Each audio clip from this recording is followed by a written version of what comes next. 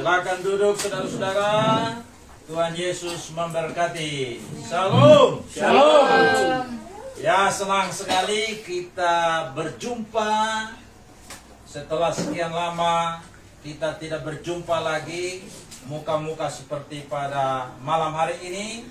Kita berjumpa lagi, berarti kita masih hidup. Dan karena itu kita bisa bertemu bersama-sama memuji dan memuliakan Tuhan dalam pertemuan ibadah yang berlangsung di kompleks Lembaga Pemasyarakatan AB Pura ini di rumah keluarga Bapak Julius Payambonang. Bapak Ibu, saudara-saudara, saya katakan kepada Pak Darwis ya, dan juga Ibu Velma di gereja, bahwa kita tidak tahu lagi berapa lama kita hidup di dunia ini. Karena untuk saya, kalau mengikuti apa yang Alkitab katakan, saya punya masanya ini tinggal 12 tahun. Karena saya sudah 58. Iya kan? Ya, dan kalau Tuhan izinkan sampai 80 berarti tinggal 24 tahun lagi. Terus ini saudara Yosua bilang, jangan dulu. Untuk apa juga kita lama-lama hidup di dunia ini sampai ratusan tahun baru kita sudah tidak berdaya apa-apa. Untuk apa itu saya bilang begitu. Lebih baik ya kalau memang sudah waktunya kita harus kembali kepada Tuhan, kita kembali, tapi ya harus kita pastikan bahwa kita akan menuju ke tempat yang Tuhan sudah sediakan bagi kita, yaitu di surga rumah Bapa. Itu sebabnya selagi kita hidup di dunia ini, apa yang kita harus lakukan? Hal yang perlu kita lakukan, saudara-saudara, salah satunya melayani Tuhan lebih sungguh. Amin. Amin. Firman Tuhan mengatakan di dalam 1 Petrus pasal 4 ayat 10. Mari semua buka. 1 Petrus pasal 4 ayat 10. Semua buka Alkitab, baik yang pakai kitab biasa maupun yang menggunakan handphone suci. Ya, semua bangkit berdiri.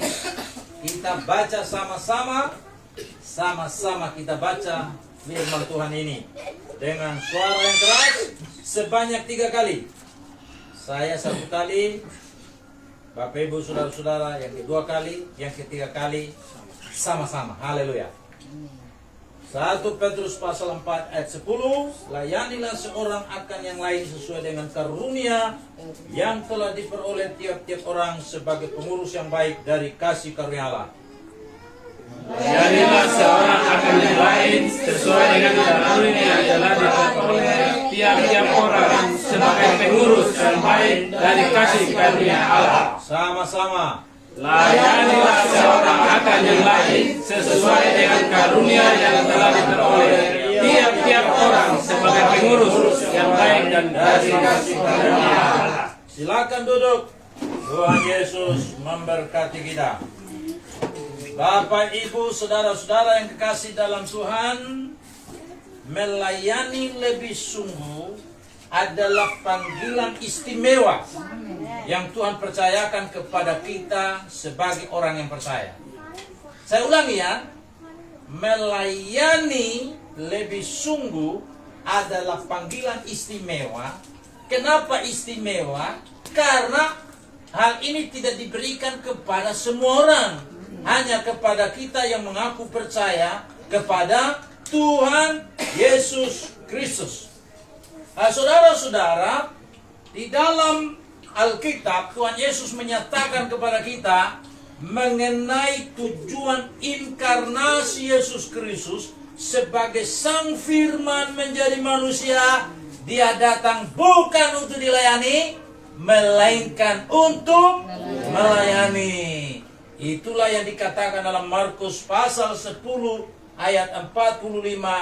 Karena anak manusia juga datang bukan untuk dilayani, melainkan untuk melayani dan memberikan nyawanya menjadi tebusan bagi banyak orang. Saudara-saudara, dalam 1 Petrus pasal yang keempat ayat yang ke-10, Rasul Petrus mengingatkan kita sekalian tentang pentingnya menjalankan panggilan kita untuk melayani Tuhan, jangan seada-adanya, tapi melayani Dia dengan lebih sungguh-sungguh lagi sebagai gaya hidup kita sebagai orang Kristen. Saudara-saudara, pada malam hari ini ada 3 hal yang saya ingin bagikan bertalian dengan tema ini. Yang pertama, karunia sebagai pemberian Allah harus digunakan untuk saling melayani. Saudara-saudara, Allah yang adalah Bapa kita dalam Yesus Kristus, Dia adalah pemberi segala yang terbaik. Dan Alkitab mengatakan Tuhan memberikan setiap orang karunia yang berbeda-beda. Ibu Popi diberikan karunia, Ibu Paembonan juga diberikan karunia, Pak Masriat juga diberikan karunia, Pak Julius Paembonan juga diberikan karunia, Victoria Masriat juga diberikan karunia oleh Tuhan dengan cara dan kehendak Tuhan yang Tuhan berikan kepada kita masing-masing. Saudara-saudara, apa tujuan Tuhan memberikan kepada kita karunia ini? Di sini disebutkan tadi, Tuhan memberikan karunia yang berbeda-beda dengan tujuan supaya kita gunakan bukan untuk menonjolkan diri kita, bukan untuk kesombongan diri kita, bukan untuk mencari popularitas bagi diri kita, tetapi untuk saling melayani.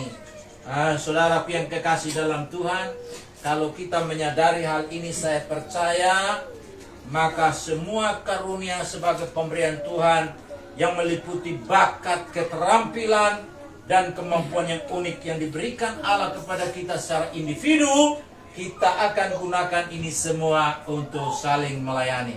Saya kasih contoh seperti Pak Masriat. Pak Masriat ini kan seorang pengacara. Saudara, tidak semua orang memiliki kemampuan hukum seperti beliau. Sekarang pertanyaannya, ketika Tuhan memberikan kemampuan seperti itu kepada beliau, apa yang beliau harus lakukan? Beliau menggunakan apa yang menjadi kemampuannya untuk membantu orang lain yang mungkin tertindas, yang tidak memiliki apa-apa. Mereka dibantu melalui advokasi hukum yang diberikan oleh Pak Masriat.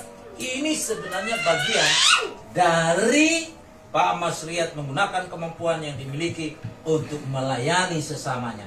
Jadi saudara yang dikasih, melayani Tuhan itu bukan sekedar kita lakukan itu di gereja. Sama seperti saudara Robi. Robi ini seorang guru fisika, guru kimia. Saudara-saudara, kalau dia menyadari betul bahwa Robi ini adalah seorang yang percaya, yang punya panggilan hidup untuk melayani, maka dia tidak sekedar bekerja sebagai guru untuk mendapatkan gaji, tapi dia tahu bahwa dia adalah utusan Tuhan untuk melayani murid-murid yang ada di satu tempat di mana dia mengajar. Kalau dia menyadari hal ini, saya percaya dia bukan hanya sekedar menjadi guru yang tanpa memberikan teladan hidup yang baik, tapi dia menjadi seorang guru yang melayani Tuhan dengan melayani murid-murid melalui impartasi hidupnya, termasuk transfer pengetahuan yang dia miliki sebagai seorang guru kepada murid-murid di mana dia mengajar. Saudara-saudara yang kasih dalam Tuhan, Allah kita yang adalah Bapa kita dalam Yesus Kristus, Dia Bapa yang penuh dengan kasih karunia. Dia memberikan karunia Roh Kudus kepada setiap kita agar kita menggunakan ini untuk saling melayani, dan di atas semuanya untuk memuliakan Dia sebagai Sang Pemberi karunia itu. Makanya saudara, ketika kita melakukan sesuatu, kita harus bertanya, kita lakukan ini untuk kepentingan siapa? Kalau kita lakukan itu untuk kepentingan diri, berarti kita tidak mengerti tujuan Tuhan memberi karunia. Tuhan beri karunia itu kepada kita untuk saling melayani, dan di atas semuanya untuk memuliakan Tuhan Yesus Kristus. Saudari Victoria ini sudah kuliah? Belum? Nah, masih SMK. Terus, mau jadi pendeta atau tidak untuk melanjutkan pelayanan yang di Cempaka ini? Kok tidak ada yang mau jadi pendeta? Semua jadi pengacara. Semua menjadi guru gitu. Ini kan, ibu dua ini kan juga bukan seterusnya mereka akan muda-muda seperti sekarang ini, yang semangat pelayanan ke sana kemari. Mereka juga akan tua dan terjadi pergantian kepemimpinan dari Musa kepada Yosua. Itu sebabnya generasi mudanya harus ada juga yang mau dong. Masa tidak ada yang mau? Siapa yang mau melanjutkan pelayanan di sini? Kalau misalnya tidak ada lagi yang mau serahkan diri kepada Tuhan. Jadi saya berharap Victoria ini jangan hanya fokus, saya mau jadi sarjana hukum juga. Saya jadi pengacara untuk sama-sama seperti Bapak misalnya. Akuntan ya, akuntan publik ya, untuk memeriksa. Ini dari kalangan ini tidak ada satupun yang mau jadi pendeta ini. Tidak mau memberi diri untuk sekolah kuliah di Petamburan atau di mana ini. Hanya mau jadi guru saja semua, jadi pegawai negeri saja. Terus kalau semua jadi pegawai negeri, siapa jadi pendeta dong? Jadi perlu juga dipikirkan. Jadi saudara-saudara yang kasih, Allah kita di surga adalah Bapa dalam Yesus Kristus. Dia adalah Tuhan yang penuh dengan kasih karunia. Dia memberikan karunia Roh Kudus kepada kita supaya kita gunakan itu saling melayani. Tapi ingat, di atas semuanya untuk memuliakan sang pemberi itu, yaitu Tuhan Yesus Kristus. Jadi sebagai orang yang percaya, kita harus mengakui apa yang kita miliki dalam bentuk karunia, bakat, talenta, potensi, itu semua merupakan pemberian Tuhan. Amen. Dan kita harus menggunakan itu sebagai sarana untuk melayani Dia dan melayani sesama. Dan kita juga bersyukur kepada Tuhan untuk pemberian yang Tuhan berikan kepada kita, yang kita sudah terima dari Dia. Ini yang pertama, saudara-saudara. Kemudian yang kedua, panggilan untuk melayani harus dilakukan dengan lebih sungguh lagi. Jadi Bapak Ibu Saudara, semakin hari dalam perjalanan hidup kita sebagai orang percaya, jangan semakin kendor. Harus semakin semangat. Semakin sungguh-sungguh. Biar persoalan bagaimanapun beratnya, jangan sampai tekanan-tekanan hidup seperti itu lalu melemahkan kita. Lalu kita berkata, Tuhan, kenapa hal ini terjadi dalam hidupku? Baca sudah di Alkitab, semua orang yang dipanggil Tuhan untuk melayani, mereka juga punya beban-beban dalam kehidupan mereka. Sampai-sampai pemazmur mengatakan begini, padahal dia seorang pemazmur yang memiliki hubungan yang dekat dengan Tuhan, yang menaikkan pujian penyembahan kepada Tuhan. Tapi dia mengatakan begini, mengapa engkau tertekan hai jiwaku, berharaplah kepada Allah penolongku. Berarti seorang yang dipanggil untuk melayani bukan berarti dia bebas dari persoalan hidup. Persoalan dalam kehidupan bisa kita alami, tetapi persoalan-persoalan ini tidak boleh membuat kita kemudian semangat kita pudar. Tetapi justru semua persoalan yang kita hadapi harus menjadi suatu daya dorong dalam diri kita untuk lebih sungguh-sungguh lagi melayani Tuhan. Haleluya. Nah, saudara-saudara, sebagai orang Kristen, kita dipanggil untuk melayani dengan kasih, dan kita harus melakukan itu dengan lebih sungguh-sungguh lagi. Melalui firman Tuhan, Tuhan nyatakan bahwa Tuhan itu menyatakan kita bukanlah pribadi yang hidup hanya untuk diri kita sendiri, tetapi Tuhan mau supaya kita memiliki tanggung jawab untuk melayani orang lain. Karena itu ada satu pujian mengatakan, melayani lebih sungguh, melayani lebih sungguh. Tuhan lebih dulu melayani kepadaku melayani lebih sungguh. Saudara, melayani bukan hanya sekedar kata-kata, kalimat yang indah, tetapi itu melibatkan tindakan nyata kita. Dan juga hal ini mencakup suatu tanggung jawab bagaimana kita memberikan dukungan, penghiburan bagi orang yang sedang dilanda kesusahan. Kita doakan, mereka membutuhkan untuk didoakan. Saudara, saya sampaikan kepada kita, siapapun kita ini, kita membutuhkan dukungan orang lain. Siapapun kita ini, kita membutuhkan doa dari orang lain. Kita tidak lebih hebat dari Rasul Paulus. Rasul Paulus memiliki pengalaman yang istimewa. Bagaimana dia melihat Tuhan. Dalam perjalanan menuju ke Damsyik, Tuhan menyatakan dirinya kepada Rasul Paulus. Yang sebelum dia menjadi Rasul, namanya adalah Saulus.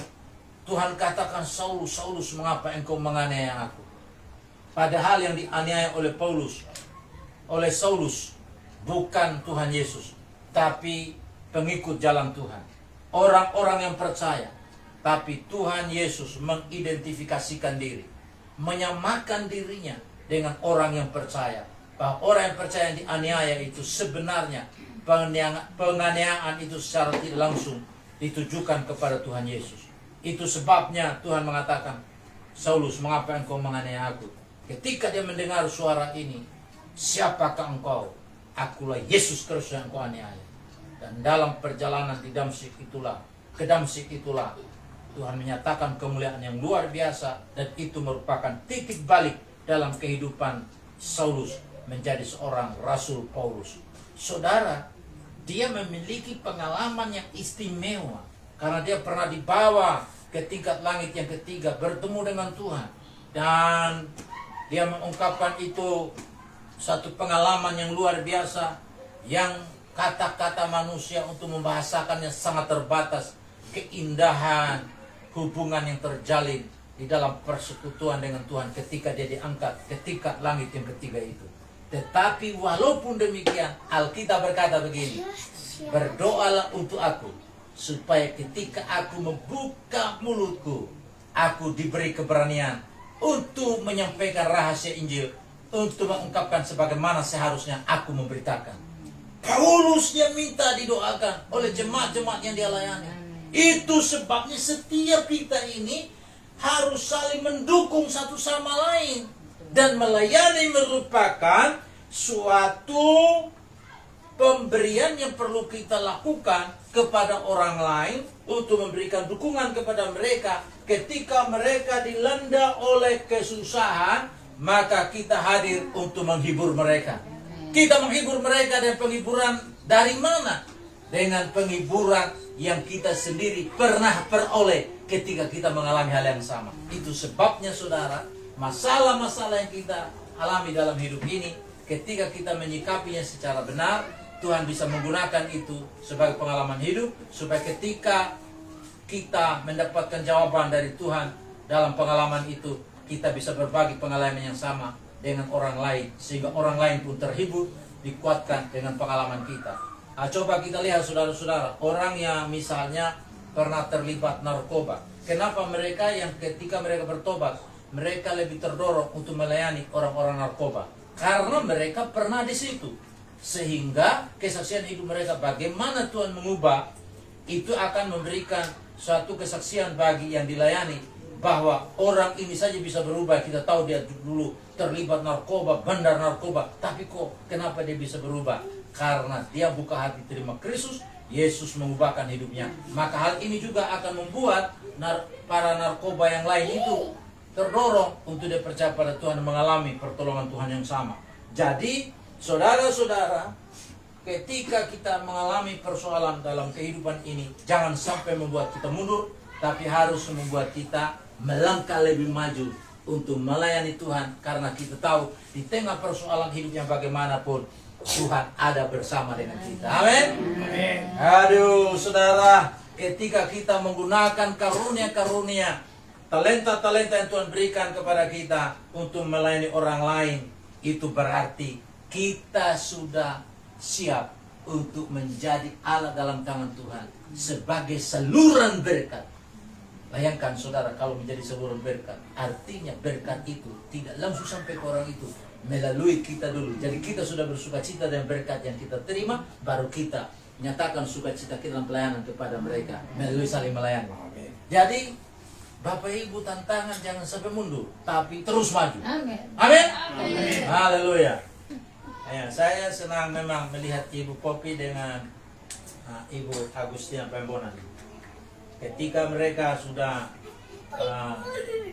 diserahin pelayanan di Jayapura ini, mereka kemudian melengkapi diri mereka untuk sekolah juga. Ibu Popi sudah STH, Ibu Pembonan malah STH MA sekarang. Luar biasa sekali. Ini saya juga senang mereka, ibu-ibu kita ini semangat tinggi, saudara-saudara. Mereka mau melengkapi diri mereka untuk belajar, sebab memang melayani itu juga harus kita melengkapi diri dengan terus belajar. Dan saya bersyukur melihat ibu-ibu ini. Saya selalu bersaksi di sana bahwa di Jayapura itu ada 2 ibu yang kemungkinan besar kita kasih nama mereka kalau kita kaitkan di Alkitab, Trifosa dan Trifena. Nah, kalau di Alkitab kan ada Trifosa dan Trifena kan, mereka itu berjuang banting tulang dalam pelayanan kerajaan Allah. Dan saudara-saudara, sepertinya ibu 2 ini begitu. Jadi walaupun tantangan dihadapi dalam kehidupan, jangan sekali-kali mundur, tapi terus maju. Kenapa? Karena masalah, tantangan dalam hidup, Tuhan bisa pakai itu untuk kita menghibur orang lain ketika kita mengalami pertolongan Tuhan dalam tantangan yang kita hadapi. Jadi harus terus maju. Dan yang terakhir, saudara-saudara, kita meresponi panggilan Tuhan untuk mengelola karunia dengan baik. Nah, ingat baik-baik saudara, kalau Tuhan memberikan suatu kepercayaan kepada kita untuk kita kelola, kita harus kelola dengan baik. Nah, jadi saya mau tanya dulu, kalau Pak Mas Riyad sekarang sebagai seorang bapak, Pak Mas Riyad percaya atau tidak bahwa Ibu Popi ini pemberian Tuhan untuk Pak Mas Riyad? Amin. Amin atau tidak? Amin. Karena Alkitab mengatakan bagaimana? Warisan itu adalah pemberian orang tua. Warisan pemberian orang tua. Tapi istri akal budi adalah karunia pemberian Tuhan. Kalau ini pemberian Tuhan, kira-kira Pak Mas Riyad mengelola ini karunia Tuhan dengan cara bagaimana? Pukul tiap hari? Tendang tiap hari? Atau kalau ada masalah ceraikan dia? Nggak begitu dong. Namanya pemberian dari Tuhan, karunia dari Tuhan yang Tuhan percayakan kepada kita, kita harus kelola dia. Amin. Amin atau tidak, Yosua? Amin. Jangan komen bikin status-status yang tidak bagus. Kan Alkitab mengatakan tuh bahwa istri akal budi itu pemberian Tuhan. Jadi kalau itu pemberian Tuhan, berarti kita harus kelola karena itu adalah pemberian Tuhan bagi kita. Bagaimana Pak Pendeta kalau istri kita cerewet? Kadang-kadang saudara-saudara waktu pacaran perempuan tidak cerewet, tapi sudah menikah dia bisa cerewet sekali. Nah, sekarang pertanyaannya, kalau dia cerewet, apakah jadi alasan bagi kita untuk cari perempuan lain? Saya tanya dulu, ini yang bagi yang sudah berkeluarga, mau cari perempuan lain atau tidak? Pak Pembonan? Tidak. Oh, tidak. Iya, jelas tidak dong. Tuhan sudah mempercayakan kepada kita perempuan ini atau laki-laki ini menjadi suami kita, menjadi istri kita. Jadi walaupun dia cerewet dan kita merasa, wah kenapa tiap hari cerewet saja kerjanya. Saya kadang-kadang begini saudara-saudara dari bros ini juga bukan main. Jadi saya bilang begini, pernah satu kali di sidang MD saya bilang, kalau ada istri kita saudara-saudara mereka marah-marah kita, seharusnya kita bersyukur kepada mereka. Kenapa? Karena kalau kita sudah lulus menghadapi mereka di rumah, maka ketika kita dimarahi pendeta-pendeta di sidang, kita tidak ada masalah lagi. Karena di dalam persidangan kan biasa juga kan, yang pimpinan sidang dimarahi, ketua BPD dimarahi sama anggota dan sebagainya kan. Jadi kalau kita sudah terlatih di rumah, maka ketika kita menghadapi di luar, kita sudah terbiasa. Jadi begini saudara-saudara, kalau misalnya, kenapa saya bilang tadi kalau kita dimarahi kita bersyukur. Ada dua keuntungan yang kita peroleh begitu, kalau kita menyikapinya dengan baik. Pertama, membuat kita semakin panjang. Panjang apa? Panjang sabar. Pertanyaan saya, panjang sabar itu tercipta di mana? Apakah di ruang tertutup di mana kita sendiri di situ tidak ada orang lain bersama kita? Tidak mungkin kan? Panjang sabar diperlukan karena kita menghadapi orang lain yang kadang-kadang kita benar, kita disalahkan. Iya kan? Iya.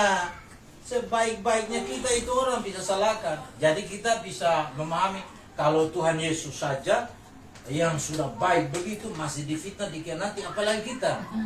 Dicari-cari kesalahannya kan di mana-mana. Ketika Tuhan Yesus menyembuhkan, mereka bukannya bersyukur karena ada orang yang sudah 38 tahun menderita lumpuh, tapi Tuhan Yesus sembuhkan. Malah mereka bukan bersyukur, haleluya, puji Tuhan. Yang mereka lakukan apa? Mereka mengatakan ini orang ini tidak memelihara hari Sabat ini, perlu kita bunuh dia ini. Bayangkan, itu yang terjadi dengan Tuhan Yesus.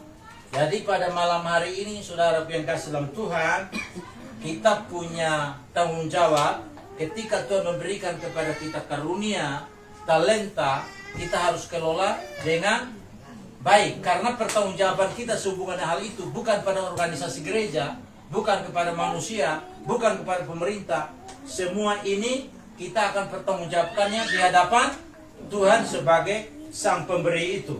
Jadi setiap karunia yang diberikan oleh Allah, kita harus bisa dipercaya sebagai pengurus yang baik dari kasih karunia Allah. Dia memberikan itu dengan amanah, dan amanat yang harus kita kelola dengan bijaksana dan penuh rasa tanggung jawab. Jadi ketika kita mengelola karunia-karunia yang Tuhan berikan kepada kita dengan baik, itu menunjukkan bahwa kita ini adalah orang yang bertanggung jawab dan setia. Dan saudaraku yang kasih, tujuan kita bukanlah untuk membanggakan diri, tetapi untuk membangun, memberi dorongan, menginspirasi orang lain, serta mengarahkan orang kepada Allah sebagai Sang Pencipta dan kepada segala kebenarannya. Dalam kita mengelola talenta karunia yang Tuhan berikan, kita harus mengutamakan kasih dan kepentingan orang lain atas segala kepentingan kita. Nah, saudara, saya akhiri dengan ini. Bagaimana ada 3 orang yang diberikan oleh Tuhan talenta. Satu diberikan 5 talenta. Yang satu lagi diberikan 2 talenta. Yang satu lagi diberikan 1 talenta. Saya bertanya dulu kepada kita yang hadir pada malam hari ini. Kenapa yang punya 1 talenta itu kemudian Tuhan mengatakan, hai kamu pembuat kejahatan. Lalu dia ditolak, dibuang ke tempat di mana di sana ada kegelapan dan tangisan. Kenapa? Apakah karena dia memiliki 1? Tentu tidak. Karena 1 talenta yang dia miliki itu juga pemberian Sang Tuhan. Bukan karena dia punya 1. Tetapi saudara-saudara, Alkitab berkata orang itu jahat dan malas. Artinya apa? Artinya yang Tuhan berikan kepada dia, dia tidak kelola secara bertanggung jawab dalam kesetiaan kepada Tuhan sebagai sang pemberi dari talenta itu. Dia malas, dia jahat. Itulah alasannya kenapa dia kemudian ditolak oleh Tuhan. Itulah alasannya kenapa dia dibuang ke tempat di mana ada kegelapan dan tangisan, kertakan. Tapi yang punya 5 dan 2, bukan karena mereka punya 5, tapi ketika mereka diberi kepercayaan oleh Sang Tuhan, Alkitab berkata mereka bijaksana, bertanggung jawab dan setia. Makanya Tuhan mengatakan begini, hai hambaku yang baik dan setia, masuklah dalam kesukaan Tuhanmu. Jadi saudara-saudara, ketika kita diberikan kepercayaan oleh Tuhan dalam bentuk apa saja, mari kita kelola semua kepercayaan Tuhan berikan itu secara bertanggung jawab. Kita setia karena upah akan kita peroleh bukan dari manusia, tapi dari Tuhan Sang Pemberi karunia itu kepada kita. Suatu waktu kita akan bertanggung jawab dengan semua yang Tuhan berikan. Itu sebabnya mari kita gunakan karunia untuk saling melayani. Kita gunakan apa yang Tuhan berikan kepada kita untuk melayani Dia lebih sungguh-sungguh lagi. Dan kita bertanggung jawab dan mengelola dengan sebaik mungkin untuk kemuliaan Dia sebagai Sang Tuhan yang memberikan kepada kita talenta, karunia, kesempatan untuk hidup dalam dunia ini. Amin buat firman Tuhan.